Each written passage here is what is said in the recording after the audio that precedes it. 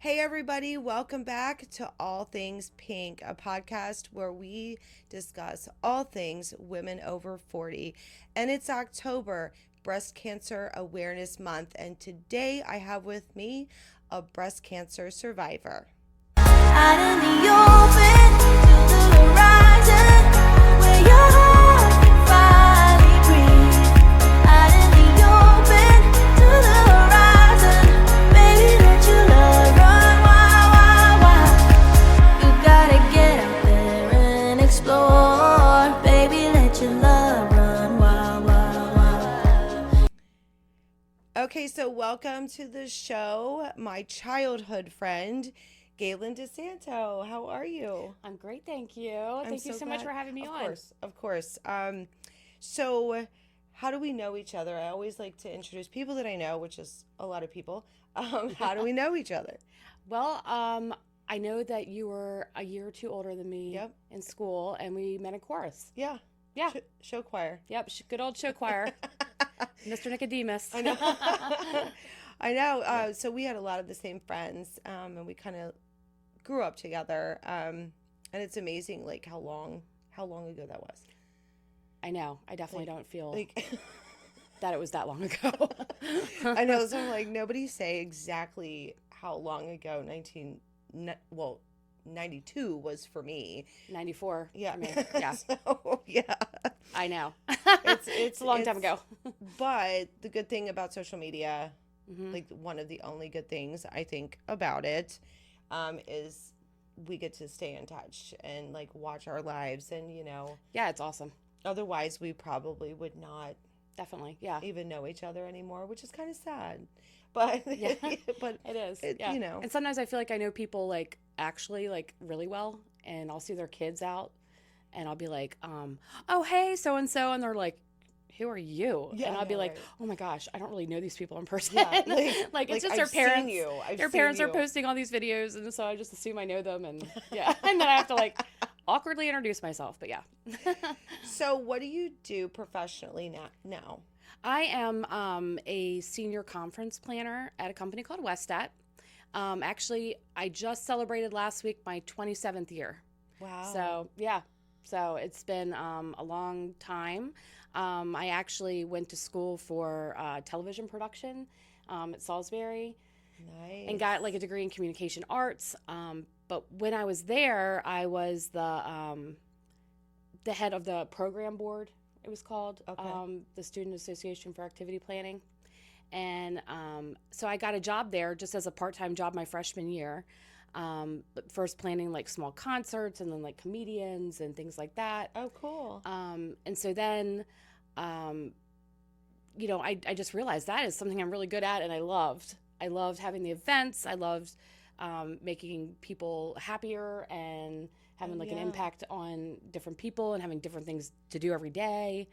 So then when I got out of college, I applied for a job as an event / conference planner. So here I am, 27 years later, the same company. It's changed a lot over the years. You kind of just have to roll with the punches, but these people become your family. It really just, That's good. yeah, That's I good. love working there. So How was your perspective when your career changed? Like some people get burnt out, some people like evolve into other things. You've been there for 27 years, so obviously you love it. I always ask people like how their perspective changes on work and their careers. Well, I think, when you first start out, you're hitting the ground running. Most people they're not married yet. They're not, especially when you start like 20, like right out of college. I mean, it was my first job out of college, and you just put your all into it. I mean, that's the thing that, that's the most important thing in your life is you want to, start having a career. You want to make money. You want to get out of your parents' house. You want to like get your apartment. Have your own spending money. So basically that's exactly what I did. And I love to travel. And so it was so great getting this job because my first probably 15 years, I traveled a ton. And basically I spent probably 3 or 4 months out of every year in Los Angeles. So like I almost had like a whole second life out there. It was great. I mean, it was just like, I worked hard, I played harder, made such great friends that I'm still friends with now, at work and just, outside of work, a whole group of friends out there and in Los Angeles. So yeah, it's just been such a great job. Like I always say that there's not much I'm sure about in life, but like, I'm sure that this was what my career was supposed to be. Oh, well, that's good. Yeah. I think a lot of people search for that yeah, for a long time. I'm lucky and with things have changed a lot in the last, since January. We're a federal contractor, and and Department of Education's our biggest client. So, as you know, that was like slashed. Yeah. So we've lost a lot. We lost half of our staff, our conference staff. Gosh. So many colleagues that I've worked with forever, and it's just been really hard.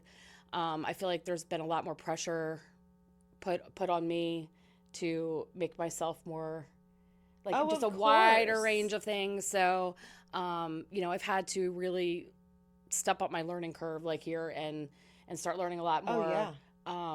We used to have someone that would do like virtual meetings, for example, and that was not I like to do in person. Yeah. And guess what? Now I'm doing virtual meetings all the time. I've been taking courses and getting certified in different things. Well, I think COVID kind of made us be that. Yes. Convenience wise, it's a beautiful thing, but I like in person. In person is still I think it depends on what you're doing. Mm-hmm. It depends on what level of connection you need with another human to be able to do your job. Yeah.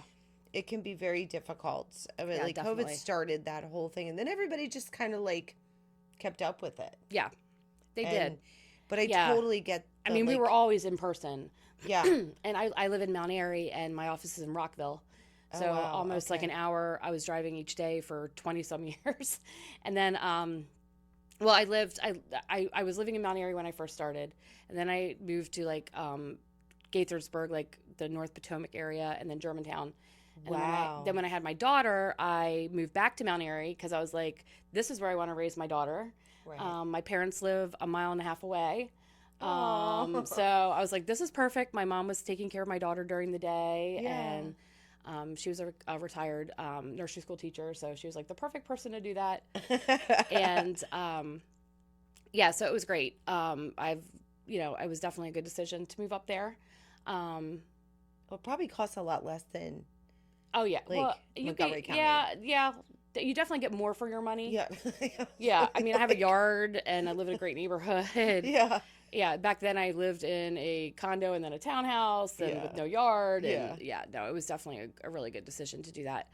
I work and have a nonprofit, so I completely understand in this more recent climate.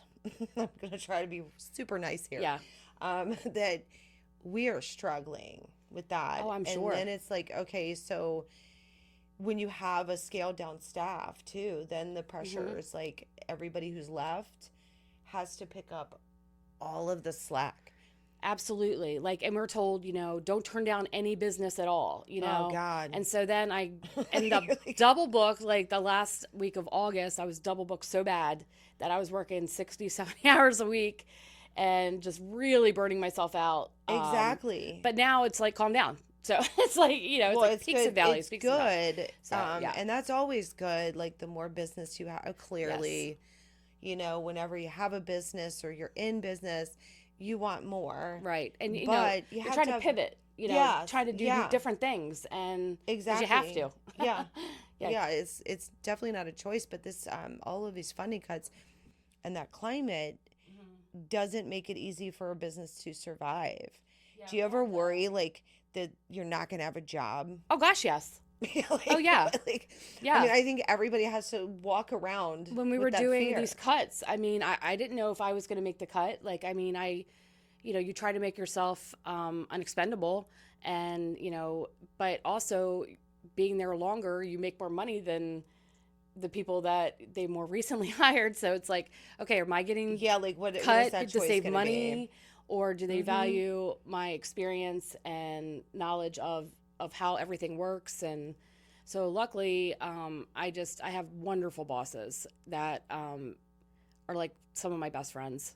And, I know it doesn't super matter in business, but, they also That's fought, a good thing. they fought for me. Yeah. And I'm lucky because, we do have that, relationship. And they also know, like, I mean, I'm a hard worker and I've never done anything to have them give me, like, have a reason to let me go. Right. So. I think it's just scary in general when, all of these cuts, no matter what, like, even with, is the business going to survive? Right. Like, is it just as a whole? Yes. When you're not, like, believe me, a nonprofit world where, like, every other week, you just never know. So it's like you really have to prepare. Yeah, we had about 1,800 people going into this new administration, and we've cut down. We've had to let go of over 400. Oh my gosh! So it's really just really sad, and people are trying to be used in different ways, and also we're working on getting new business. It's just, you have to just pivot and just try. You have to evolve. You really have to evolve. Yeah.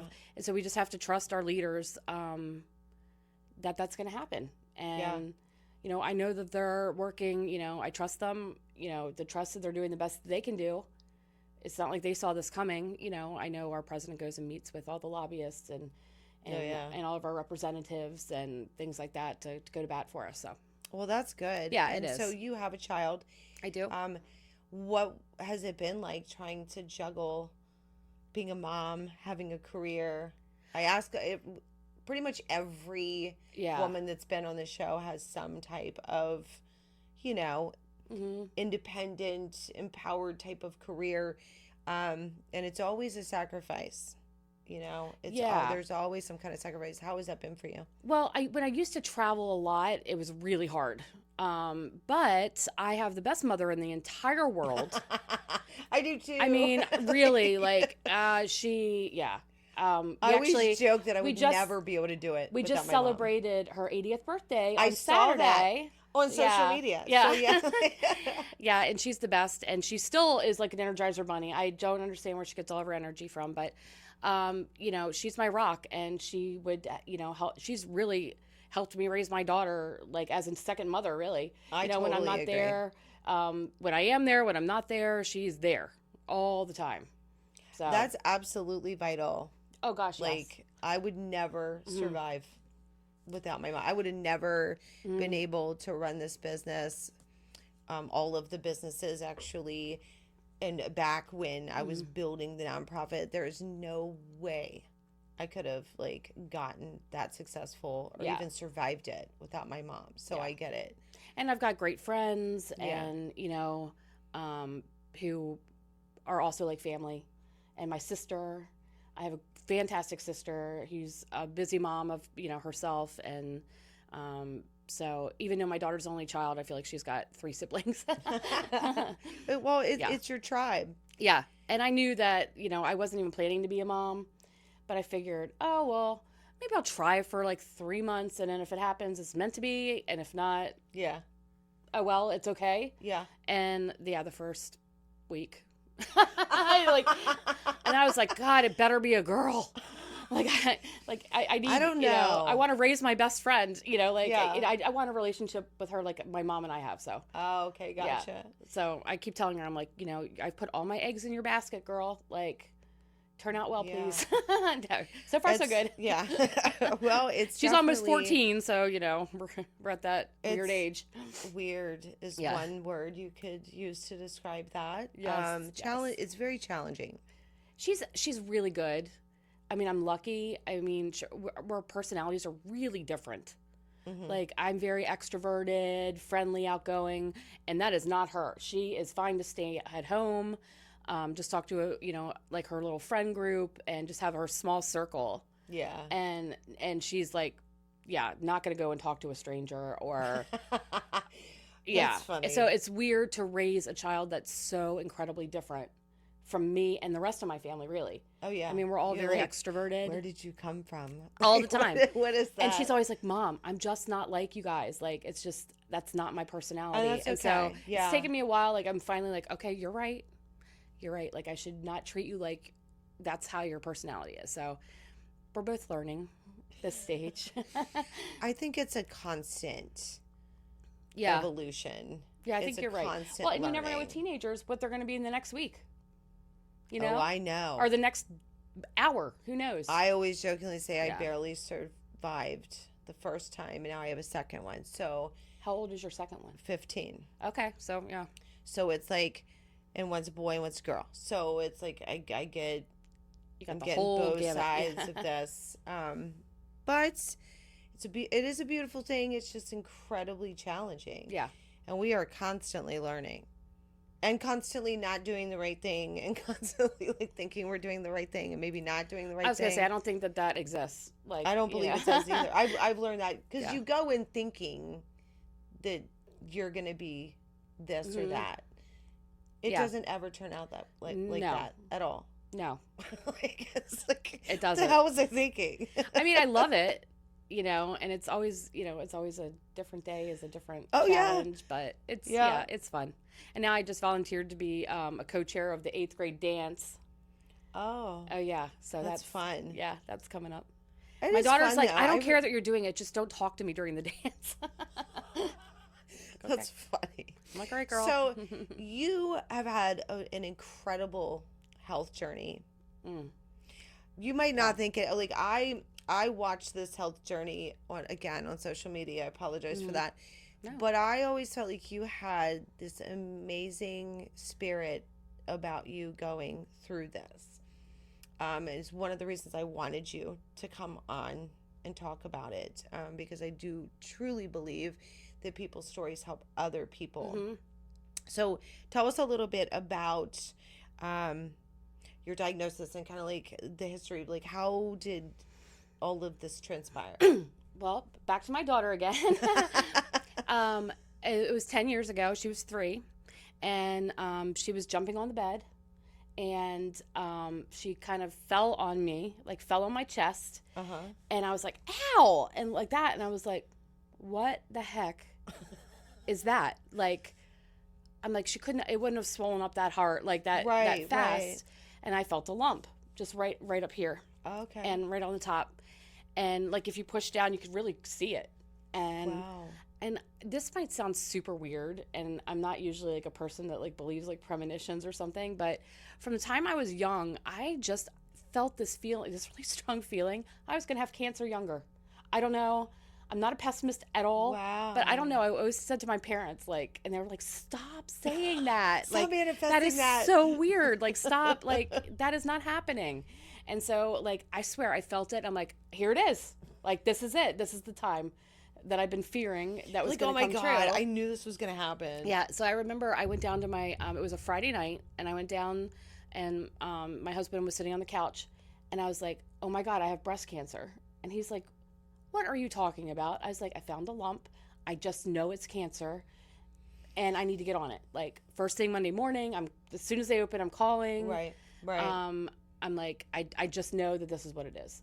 So, yeah, I sent, like, a message to my primary over the weekend saying I needed a mammogram because I have an HMO, of course. Got to freaking get it, Oh, yeah. I was going to ask if you had any trouble getting that first appointment. No. Like getting them to. Nope, not at all. I'm very pushy. I sent my doctor a message saying, like, this is what I found. Can I get a mammogram order? Right. She checks, like, she's fantastic. She checked over the weekend. I had an order by, like, Sunday. Oh, wow. Yeah, she's great. And so she's like, definitely, let me know what's going on. We'll follow up. And so then, I got an appointment on Monday morning, like Monday afternoon, at the breast center at Shady Grove in Rockville. And yeah, I went in. I could tell by the girl's face that she found something. She said, have a seat. I'll be back. Let's do some more images. And then I went back to the back, and then they came out and they said, we need to schedule you for a biopsy. Oh, God. And so yeah. they didn't have any available until the next day. So then I had to go back the next day, and I like they did the needle biopsy, Right. and I just saw on the woman's face. I'm like, okay, It's I really funny you say that. know Like, that I have yeah, cancer. you know that it's bad. Oh yeah, Unfortunately, Yeah. some people don't have that poker face. yeah, and they're like, not allowed to tell you anything, but that's got to be really hard for them Yeah. not to be able to tell you. she kind of did. Yeah. Like, like I said to her, I said, listen, I know you can't tell me anything, but what are your thoughts? And she's like, it doesn't look good, but Oh, I can't God. say anything. I think, and so then they sent off, the biopsy, and then Right. they're like, it'll take a few days to come back. So, anyways, I got a call on Friday, and they said, can you come in? And I knew what it was going to be, and I did not tell anybody I was going. And I don't know, I wanted to kind of do it all on my own. I did the biopsy, everything on my own. And so I went in, and they're like, yeah, you have stage 3. Well, they said, first of all, they didn't say stages. They said they're working on staging. And they said, you need to go see someone, we have to get the final reports, Right, but you right. do have cancer. And so, of course, I'm like, okay, so now what do I do? Like, let's go. Like, I need to do something right this second. Like, I need to call people. And then they're Yeah. like, okay. So anyways, roundabout way is they said that I needed to see a surgeon, not an oncologist right away, but a surgeon because of how big it was and whatever. And they're like, and we're still working on the staging, blah, blah, blah. And so anyways, I go to look on my portal because I'm super nosy and I want to know everything. Well, I think that's And- kind of understandable given Yeah. the situation. Yeah. So I'm like on the portal, like that they sent to my primary care. Yeah. So I'm on the portal and I read the page and I'm like, okay, it doesn't sound super bad. Oh. So I'm like, okay, I got this, right? Yeah. So then there was a lady named Dr. Wright that I really wanted to get into, but she was booked for like a month. And I'm like, no. And so then her partner, Dr. Sun, was open. So I was like, I'll see anybody. Right. And so then I remember it was my parents and my husband and I went in to meet this doctor. And apparently there was a second page of the pathology that was not loaded into the portal. And she said, I'm really sorry that you have stage 4 cancer. Oh my gosh. I'm like, say what? Like what? And then like she's like, oh, you didn't know? She was so rude. I just absolutely that was one of my worst. Like, it was probably the worst day of my life. Oh, for sure. Yeah, yeah. And the way she was so nonchalant about it, and she's like, oh, no one told you? I'm like, no. And then I started passing out. Like, Of course. I remember my dad was sitting next to me and he's trying to fan me. Well, yeah. And all of us were like, what do you mean? What? Yeah, why? She's like, I'm sorry to say this, but I can't help you. It's too far progressed. I'm like, what? Oh my god. I'm like, what the hell? Oh, What? I'd have been so pissed. Oh, well, I was just thinking I'm You'd dying. be in shock. I'm like, oh God, I couldn't even talk. I think it was the first time I've probably ever been speechless. And all of us were like, and she's like, yeah, we can't operate this on. You're going to have to do Oh my god. chemo, radiation, all that before we even operate. Because it's just, I can't, it's metastasized. Oh my gosh. And I'm like, where? What are, and they're like, it's in your sternum too. And I was like, Oh. what? I'm like, my report did not say that. Well, the second page did. Yeah. So, anyways, I went across the hall to the oncologist across the hall that everyone had recommended. Her name was Dr. Carolyn Hendricks. She was actually Oprah Winfrey's expert. Get out. Yeah. Okay. Wow. Super well known. Everyone was like, you have to go to her. Yeah, she was her resident one that I would come on all the time and talk about. And anyway, so of course she had to wait. And go figure, it was a friend of a friend who was her scheduler. Oh, cool. So I pulled all the strings. Of course she was at a conference for 4 or 5 days, but I got in the following week. Oh, that's not bad so at it was a all. week and a half. Yeah. After or whatever. So I get in there and I'm telling you, she was the most calming force I've ever met. That's amazing. She came over, hugged me. She was like, I'm going to tell you something right now. And I was like, what? She's like, you don't have stage 4 cancer. What? I was like, what do you mean? She's like, I will bet my doctorate that, or my job or whatever, you do not have stage 4 cancer. I don't think you do. I think that we need to look into it further. I think we need to do a biopsy of your sternum. I think it was just a little small vein that showed up as cancerous on top of your sternum, but not inside of it. Damn. See, she's like, I bet you. This is why people don't trust no doctors, and you should always get like a million oh my God, opinions, yes. because yes. Absolutely not. Yeah, I can't even tell you how much I cried that day. Like, all of us were like, well, I'm saying, like, your mental health just went, like... I mean, I'm thinking I'm leaving this 3-year-old alone. To here. Yeah. Like, and in, then, 5 seconds. Yeah. And yeah, I even, then like, to be told just thinking about it makes me want to, like, cry. I know, because, you know, mm-hmm. this is very serious shit. Like, it's yeah. not, like, a joke. Yeah, so, and I'm like, there's no way I want to leave my 3-year-old alone. Yeah. You know, she'll never have clean clothes or hair brushed. No. But yeah, so anyways. Yeah, oh sorry. my gosh. So that day, she's like, listen, I know you're going to survive this and you're going to be cured. She's like, I just know it. And she's like, this is what we're going to do. We're going to do this chemo first. We're going to do radiation, and then you're going to have a mastectomy. You can do double or single. I want you to get all these genetic testing things done.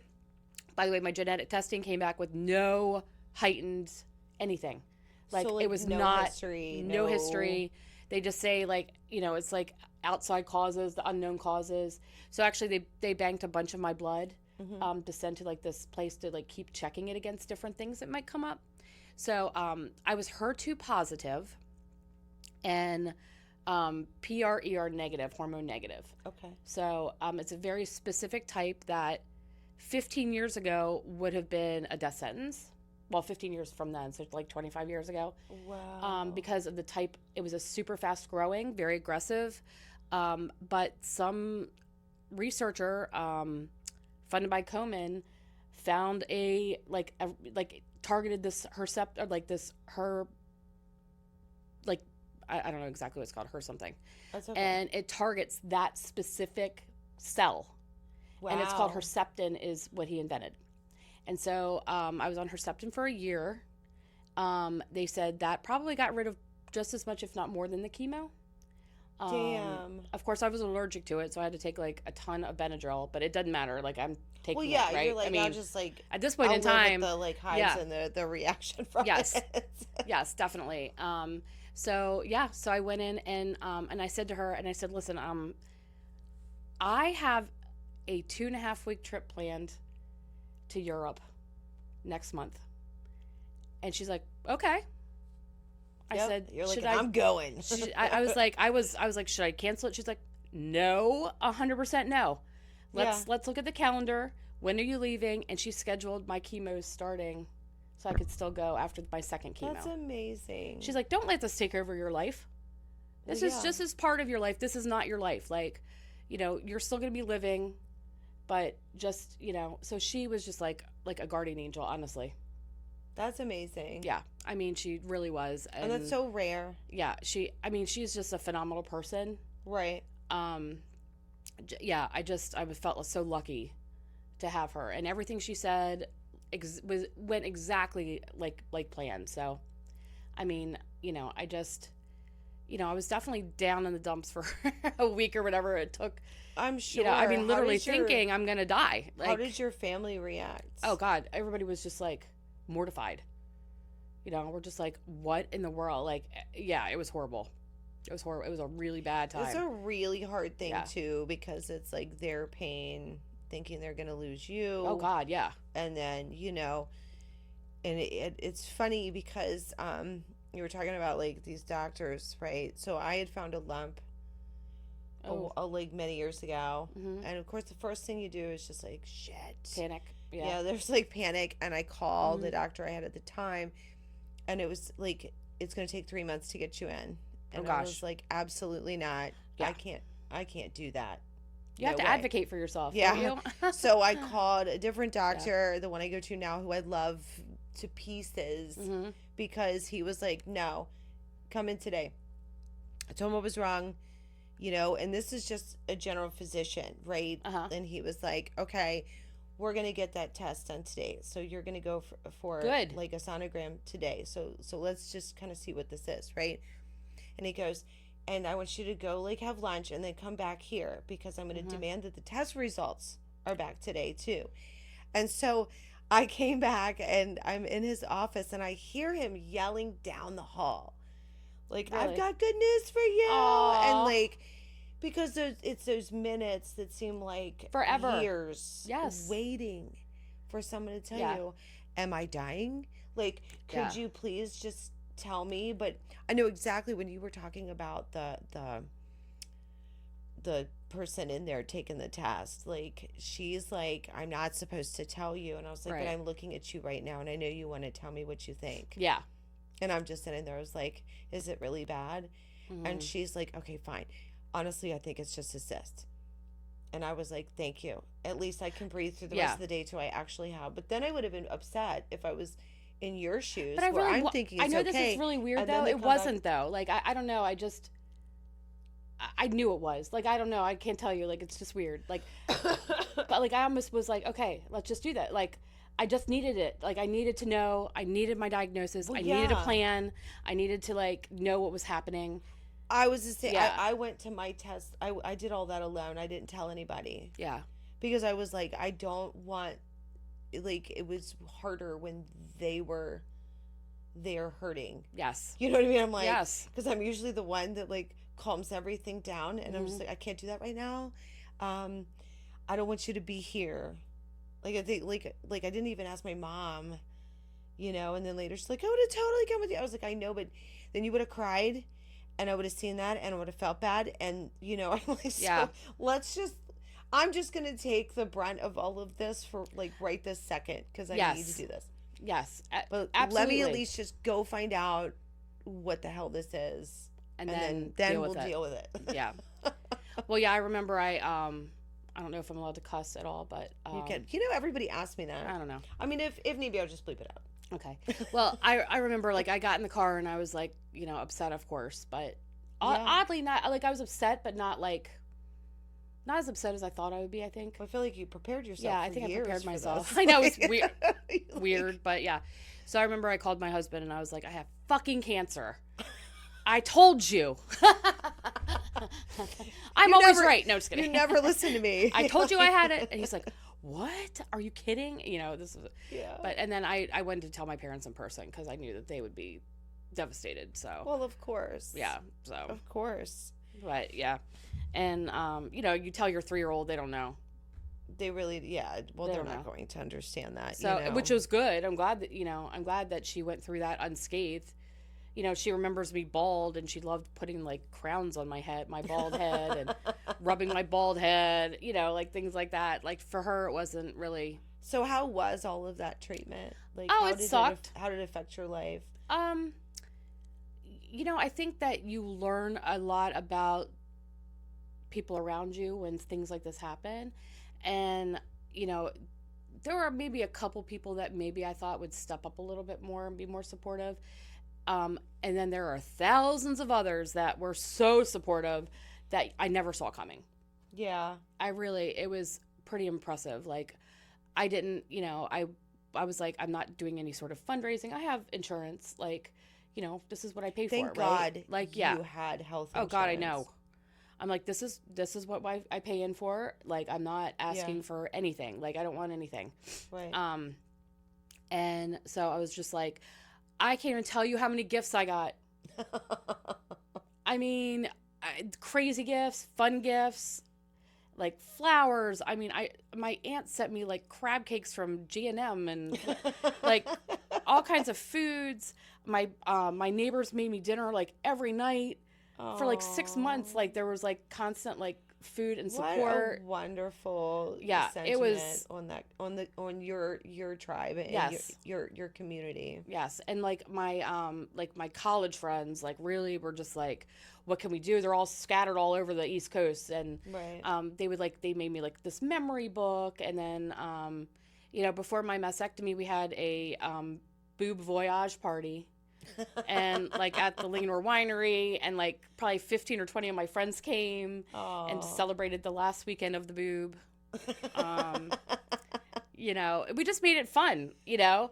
I mean, You have to. I have so many boob things, I can't even tell you. Like, yeah, I mean, it's, yeah, my You have house. so many boob things. So many boob things. I even have like a, I think my favorite, my friend Getty gave me, and it was a scarf, and on the each is two boobs on each side. So like when I do like breast cancer walks, I always wear them, and it's always a big hit. But yeah, I think funny. it's important. People always say you have to have a positive attitude, and it could not possibly have been easy for you to do. Yeah, But no, they it wasn't. say But that it helps. I was your just like, health. I just refused to let myself feel like a victim. I was like, I'm going to survive this. Like, I'm just going to get through it. Like, there wasn't an option to not. Like, so I think that I just went in it thinking like, okay, this is just my job right now, is to beat this. And this is what I'm going to do. I mean, it is what it is. I'm so glad that they have medicines that will do this. And it's funny, like my first chemo, like, I don't know, I guess you start like different smells, like you get a port in, right? I still have my little scar from my port, and you know, you just, certain people stick out like as extra like helpful and caring. And I remember I was in you know, it was like the first part of my journey, you know, it was my first surgery or whatever, and I was at Shady Grove, and I had the nicest nurse, and she was just like really sweet and calming, and we just got to talking. Well, guess what? She's one of my friends now, and our kids are in the same grade. Her son goes to school with my daughter.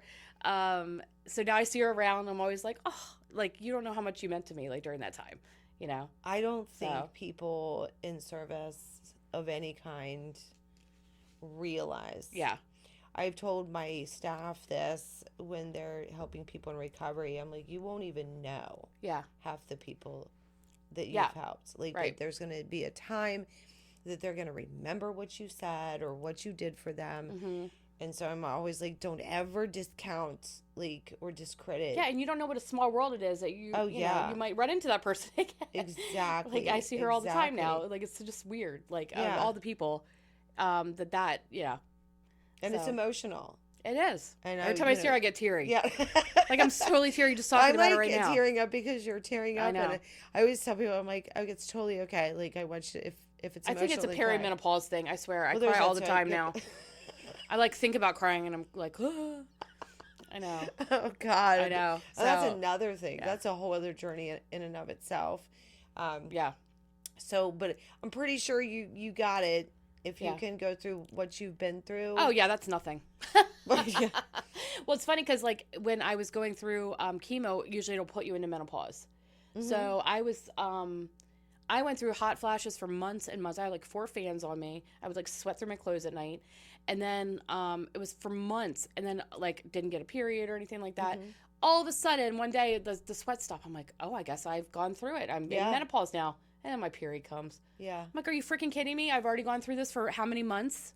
Yeah. And now here we go again. Like, I'm going to have to do this matter. 10, It doesn't 15 matter. years later.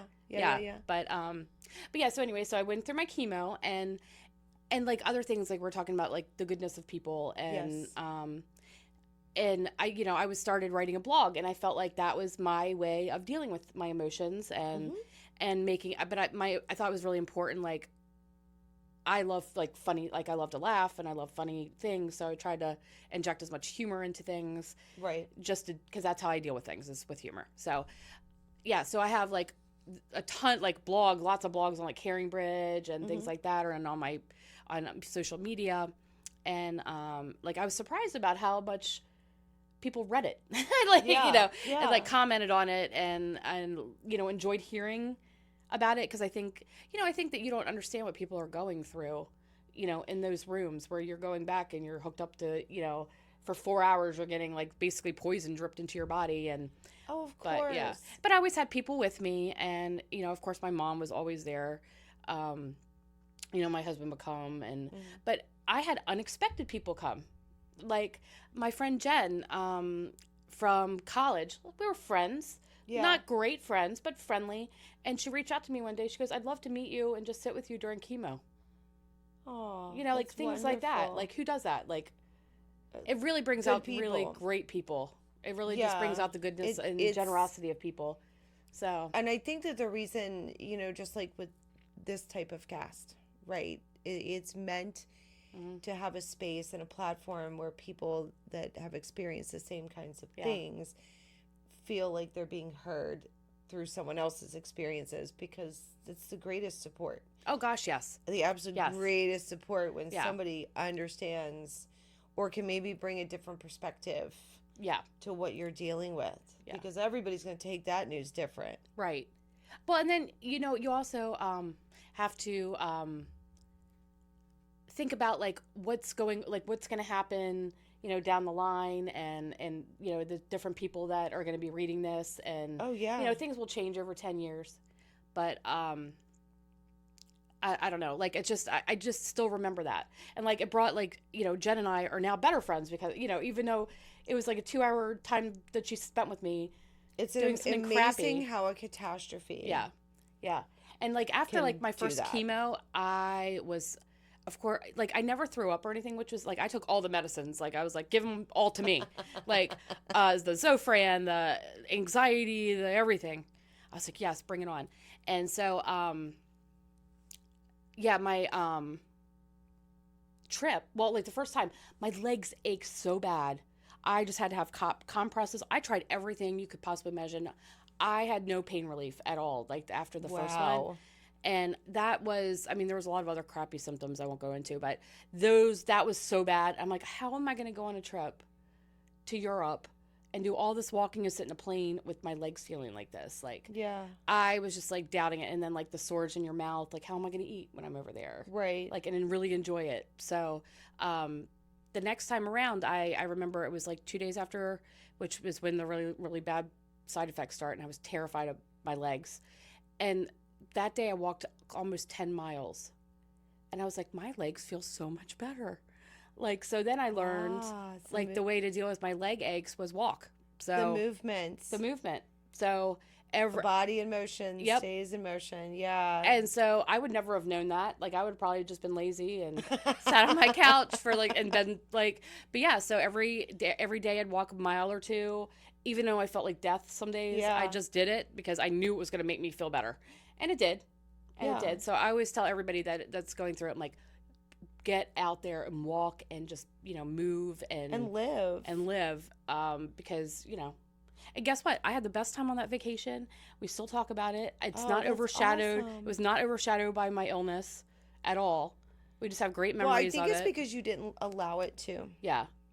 And it was funny because I went skydiving off the Swiss Alps. I mean, not skydiving, paragliding. Okay, gotcha. And yeah, I was like, am I the first person that, is going through chemo and paragliding off this mountain? Probably not, but it's probably not. They're a lot like of the first people one we do. knew. That's amazing. Yeah. And it was That's funny because amazing. I had taken like my nausea medicine, and my cousin didn't, and she threw up. I'm like, see, go Zofran, so.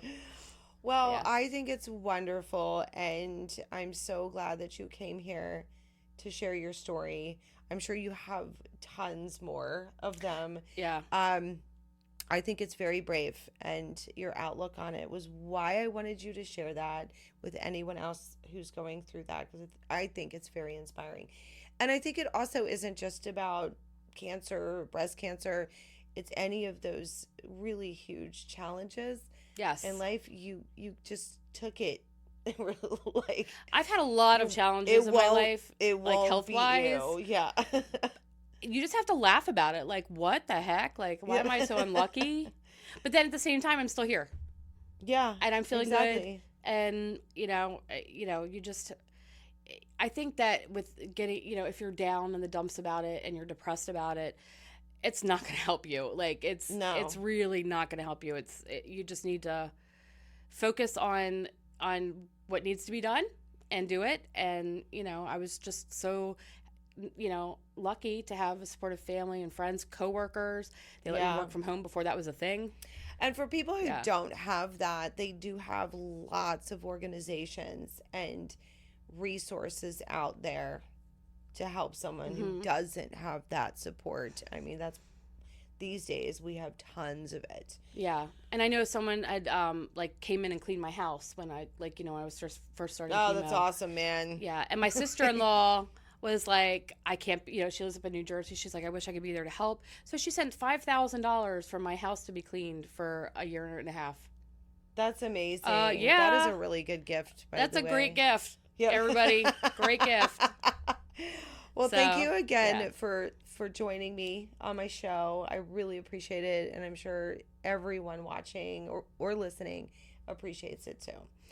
And thank you guys for joining us here on All Things Pink. And if you are watching, make sure that you like this video and subscribe to the channel. And please feel free to leave comments if you have experienced this, if you know someone, if you have a different perspective. Wonderful. Bring on the comments.